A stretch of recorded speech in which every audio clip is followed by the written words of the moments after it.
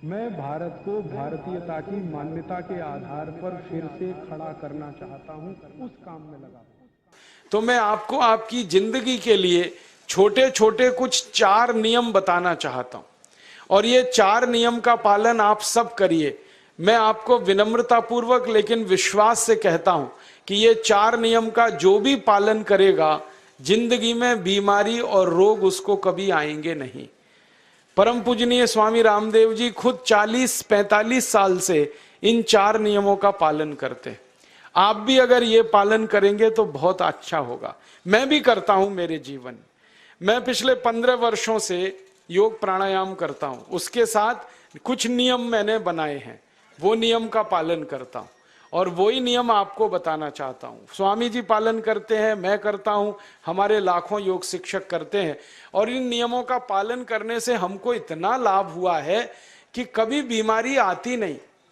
15 साल से मैंने हर बार मेरा बीपी चेक किया, नॉर्मल है, शुगर नॉर्मल है, ट्राइग्लिसराइड्स नॉर्मल है, कोलेस्ट्रॉल नॉर्मल है। पिछले 15 साल में कभी सर्दी जुकाम भी नहीं हुआ, गला भी नहीं बैठा, कभी हॉस्पिटल नहीं देखा, कभी डॉक्टर के पास नहीं गए, क्योंकि जरूरत नहीं पड़ी। और वो जरूरत नहीं पड़ी क्योंकि हम निरोगी हैं, स्वस्थ हैं। ये निरोगी और स्वस्थ होने के लिए आयुर्वेद की एक छोटी सी जानकारी आपसे मैं शेयर करना चाहता हूं। आयुर्वेद में ये कहा गया है कि किसी भी व्यक्ति को निरोगी होना है, रोग मुक्त होना है, तो अपने जीवन में 3 बातों का ध्यान रखे। अपना वात, पित्त और कफ, तीनों का संतुलन रखे। वो 3 तरह के दोष हैं हमारे शरीर में, वात, पित्त, कफ। आपने सुना होगा, ये त्रिदोष आधारित शरीर है। जब वात बहुत बिगड़ जाता है तो 80 से ज्यादा रोग आते हैं। जब पित्त बहुत बिगड़ जाता है तो लगभग 46 से 50 रोग आते हैं, और जब कफ बिगड़ जाता है तो 28 रोग आते हैं, और वात, पित्त, कफ तीनों बिगड़ जाएं तो 148 रोग आते हैं। सर्दी, खांसी, जुकाम से लेकर और कैंसर तक जो आखिरी रोग माना जाता है, ये सब वात, पित्त, कफ के बिगड़ने का खेल है। तो इस देश के आयुर्वेद चिकित्सा के सबसे महान लोगों में से कुछ नाम आप जानते हैं, जैसे चरक ऋषि, जैसे सुश्रुत ऋषि। ऐसे एक ऋषि हुए बाघभट्ट। बाघभट्ट ऋषि ने एक पुस्तक लिखी है, उसका नाम है अष्टांग हृदयम, और एक पुस्तक लिखी है, उसका नाम है अष्टांग संग्रहम। इन दोनों पुस्तकों में उन्होंने 7000 नियम बताए हैं।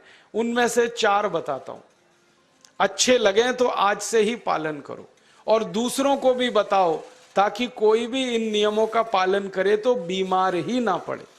ये चारों नियम हैं वात, पित्त और कफ को संतुलित रखने के लिए।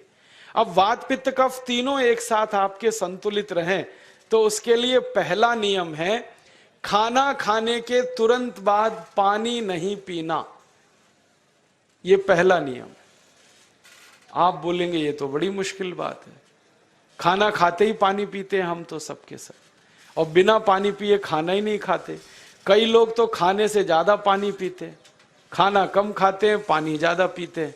ये खाना खाने के बाद पानी कभी भी नहीं पीना, क्योंकि महर्षि बाघभट्ट कहते हैं भोजनांते विषम वारी, माने भोजन के अंत में पानी पियो तो जहर के पीने के जैसा है। इसलिए वो कहते हैं कभी भी खाने के तुरंत बाद पानी मत पियो। अब आप मुझे पूछोगे क्यों नहीं पिए, कारण बता दो। कारण मैं बताना चाहता हूं सरल भाषा में। हम जब खाना खाते हैं ना तो पेट में सारा खाना इकट्ठा होता है। पेट में एक स्थान होता है, उसको हम कहते हैं जठर। संस्कृत में, हिंदी में जठर कहते हैं, अंग्रेजी में उसको एपिगैस्ट्रियम कहते हैं, हिंदी में कुछ लोग उसको आमाशय भी कहते हैं। ये जठर छोटा सा स्थान है। आपके पेट में नाभि है ना, उसके लेफ्ट साइड में बाईं तरफ छोटा सा स्थान है। सारा खाना आपका इसी स्थान पर आता है। जो भी आप खाते हो, रोटी, चावल, दाल, सब्जी, दूध, दही, कुछ भी खाओ, सब कुछ जठर में आता है।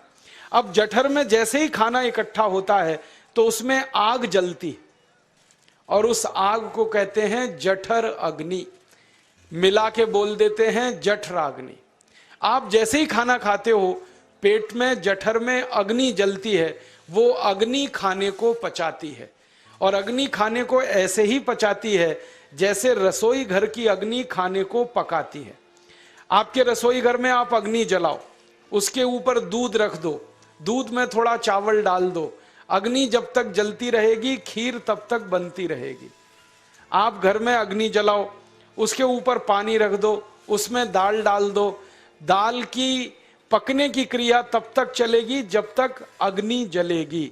ऐसे ही पेट में होता है, जैसे ही आपने खाना खाया पेट में अग्नि जलती है, और जब तक अग्नि जलती है तो खाने के पचने की क्रिया चलती है। जैसे रसोई घर में खाना पकाते हैं वैसे ही पेट में भी खाना पकता है, इसी को हम पचने की क्रिया कहते हैं, अंग्रेजी में उसको डाइजेशन कह देते हैं।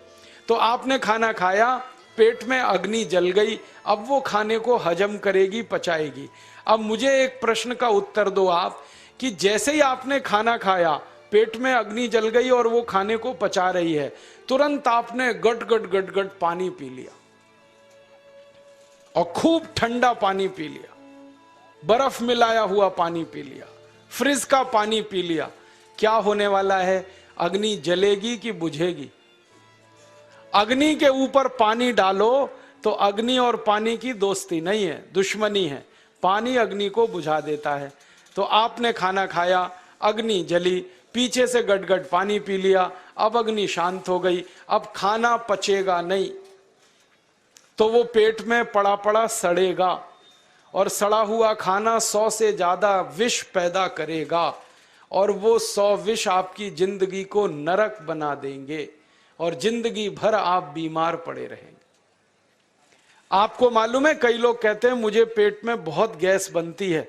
ये गैस उन्हीं को बनती है जिनका खाना हजम नहीं होता। कोई लोग कहते हैं कि मुझे पेट में जलन होती है, ये जलन उन्हीं को होती है जिनका खाना पचता नहीं। कोई कहते हैं कि मेरे पेट में एकदम गुम हो जाता है, फूल जाता है, ये सब वो लक्षण हैं जब खाना पचता नहीं। तो खाना पचेगा नहीं तो सड़ेगा, सड़ेगा तो विष पैदा करेगा, और वो विष आपको बीमार करेंगे। इसलिए महर्षि भागवत ने कहा, खाना खाते ही पानी मत पियो। समझ में आया? फिर आप बोलोगे कितनी देर तक नहीं पिए? कम से कम 1 घंटे तक। 1 घंटे बाद पानी पियो। आप बोलोगे जी 1 घंटा क्यों? ये जो अग्नि जलने की क्रिया है ये लगभग 1 घंटे तक ही चलती है पेट में, उसके बाद अग्नि अपने आप शांत हो जाती है, उसके बाद पानी पी लो। तो खाना अगर 10 बजे खाया तो 11 बजे पानी पियो, 11 बजे खाया तो 12 बजे पियो, 12 बजे खाया तो 1 बजे पियो, 1 घंटे बाद पानी पियो। अब आपके मन में यह सवाल आ सकता है कि खाना खाने के पहले पी लें क्या? हाँ पी लो, 40 मिनट पहले पेट भर के पानी पी लो। 10 बजे खाना खाना है, 9:20 पे खूब पानी पी लो, जितना पी सकते हो। 11 बजे खाना खाना है, 10:20 पे पी लो, खूब पानी पी लो, 40 मिनट पहले। आप और एक सवाल पूछ सकते हो कि अच्छा ठीक है, खाने के बाद पानी तो नहीं पिएंगे, कुछ और पी सकते हैं क्या पानी को छोड़कर? तो उसके लिए भागवत जी कहते हैं कि खाने के तुरंत बाद अगर पीना है तो दही की लस्सी पियो, मट्ठा। खाने के बाद अगर तुरंत पीना है तो फलों का रस पियो, गन्ने का रस पी लो, संतरे का रस पी लो, मौसमी का रस पी लो, अनार का रस पी लो। अब आप कहोगे ये सब महंगी महंगी चीजें बता रहे हैं, गन्ने का रस, संतरे का रस, अनार का रस, पैसे तो है नहीं। तो सबसे सस्ता रस है नींबू का ही रस पी लो, शिकंजी बना के पी लो, वो तो सबसे सस्ता है। तो खाना खाने के बाद या तो दही की लस्सी पियो या रस पियो। और एक तीसरी चीज है, दूध पी सकते। तो खाने के तुरंत बाद पीना है तो दही की लस्सी या मट्ठा, खाने के तुरंत बाद पीना है तो कोई फल का रस, खाने के तुरंत बाद पीना है तो दूध। पानी 1 घंटे बाद पियो। और अगर एक बात ध्यान रखो तो अच्छा है कि सवेरे खाना खाते हैं जिसको हम ब्रेकफास्ट कहते हैं, नाश्ता, तो फलों का रस पीना अच्छा, दोपहर को खाना खाएं तो लस्सी और मट्ठा पीना अच्छा, और रात का खाना खाएं तो दूध पीना अच्छा। जो लोग इस नियम का पालन कर सकते हैं जिंदगी में कभी भी 80 रोग उनको नहीं हो सकते। वात पित्त कफ तीनों ही इस एक छोटे से नियम से संतुलित रहते हैं। तो ये पहला नियम मैंने आपसे कहा। दूसरा नियम एक और है, और वो नियम ये है कि पानी कभी भी पियो, घूट घूट भर के पियो। जैसे गरम चाय पीते हैं, गरम कॉफी पीते हैं, गरम दूध पीते हैं, एक एक घूट भर के, एक एक सिप करके, ऐसे ही पानी पीने की आदत डालो। ये मुंह में एक बार गिलास लगा लिया, गटागट उसको खाली कर दिया, ये तरीका गड़बड़ है। एक घूट पानी, दो घूट पानी एक बार में उतना ही पियो। आप बोलोगे ये क्या चक्कर है? बात ऐसी है कि एक एक घूट पानी जब हम पीते हैं तो मुंह की लार पानी के साथ मिलकर पेट में अंदर जाती है, और ये जो मुंह की लार होती है ये क्षारीय होती है, और पेट में हमेशा अम्ल बनता रहता है।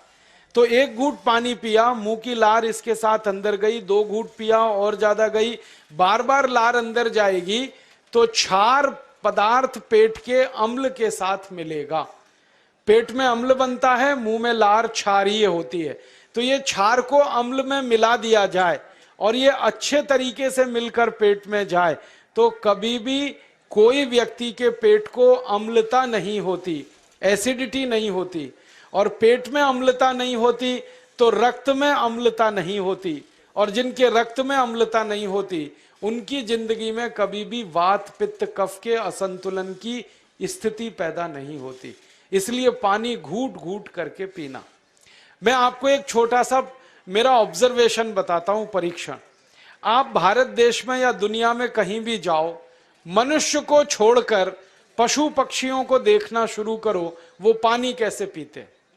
किसी चिड़िया को पानी पीते हुए देखो, किसी पक्षी को पानी पीते हुए देखो, वो चोंच के एक बूंद ही के बराबर ही पानी उठाता है। एक बार में एक बूंद पानी लेगा, फिर थोड़ी देर चोंच चलाएगा, फिर पिएगा, फिर दूसरी बूंद लेगा, फिर चोंच चलाएगा, फिर पिएगा, फिर तीसरी बूंद। एक एक बूंद पक्षी पानी पीता है। कुत्ते को पानी पीते हुए देखो, चाट चाट के पानी पीता है। शेर को पानी पीते हुए देखो, चाट चाट के पानी पीता है।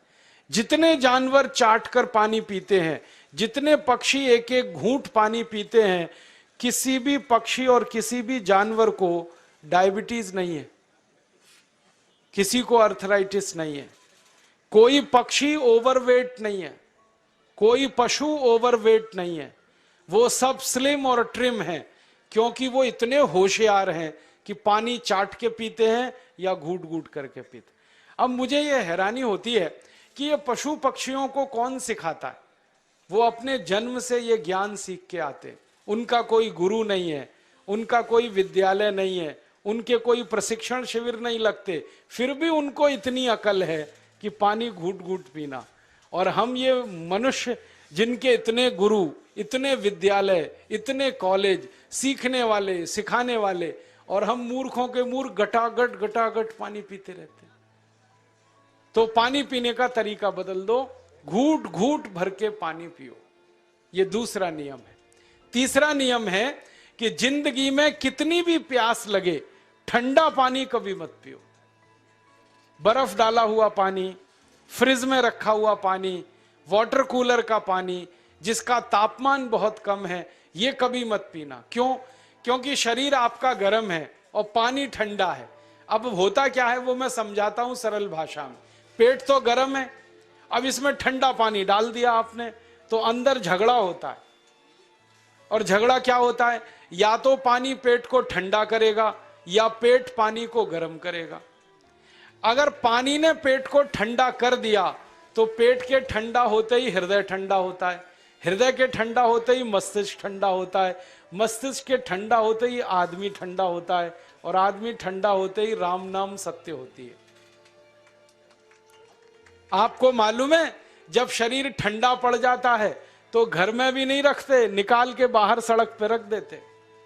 जो घर आपने बनाया अपनी मेहनत से, शरीर के ठंडा पड़ते ही निकाल बाहर करते हैं उस घर में से, और फिर चिल्लाने लगते हैं लेके जाओ, जल्दी लेके जाओ, इसको जला के आओ। माने ठंडे शरीर की इज्जत नहीं है।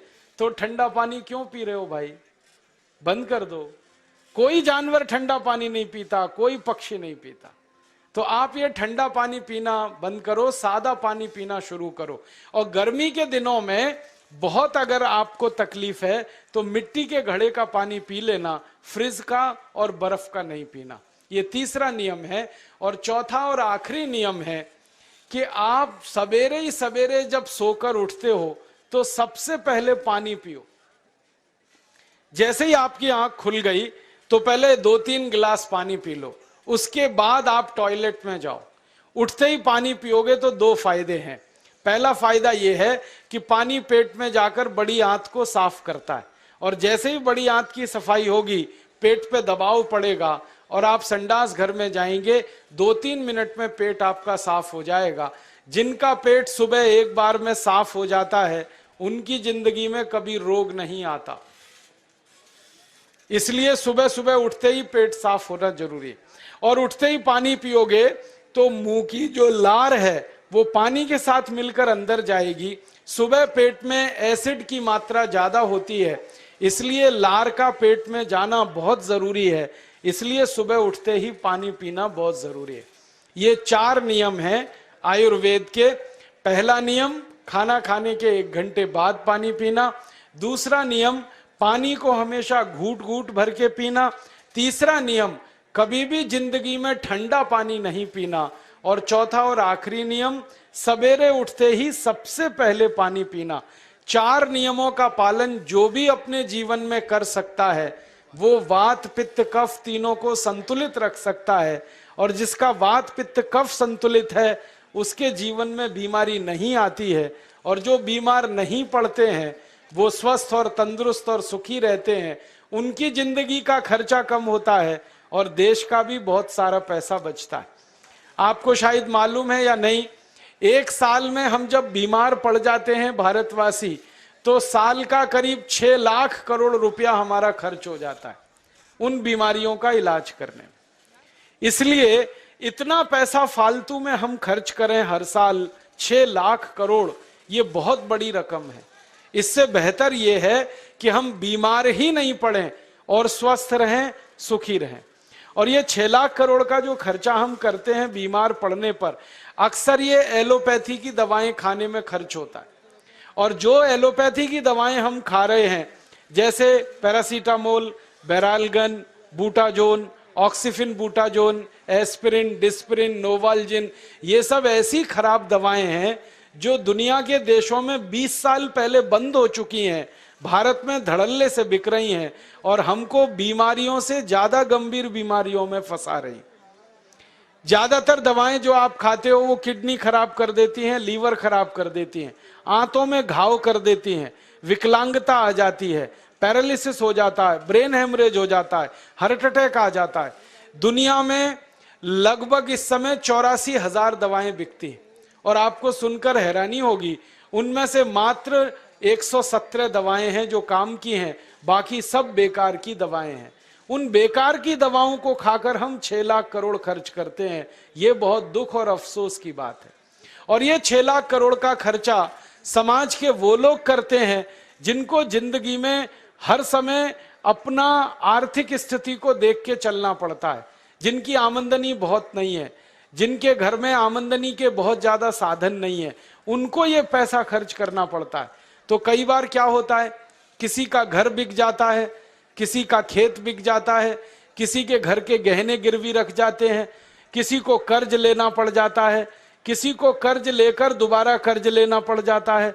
मैंने इस हिंदुस्तान में पिछले 15 साल के प्रवास में देखा कि गांव-गांव के गरीब किसान कर्ज ले लेकर ये महंगी दवाएं खाकर इलाज करते हैं, डॉक्टरों को पैसा देते हैं, दवा कंपनियों को देते हैं, और वो पैसा फिर इस देश में से दूसरे देश में चला जाता है, क्योंकि अक्सर ये दवाएं बनाने वाली कंपनियां विदेशी होती हैं। तो हम 6 लाख करोड़ खर्च करें अपने खून पसीने की कमाई का, उससे अच्छा ये है बीमार ही ना पड़ें, दवा खाने की जरूरत ही ना पड़े, तो हम सुखी रहें, स्वस्थ रहें। तो योग प्राणायाम करें, 4 नियमों का जीवन में पालन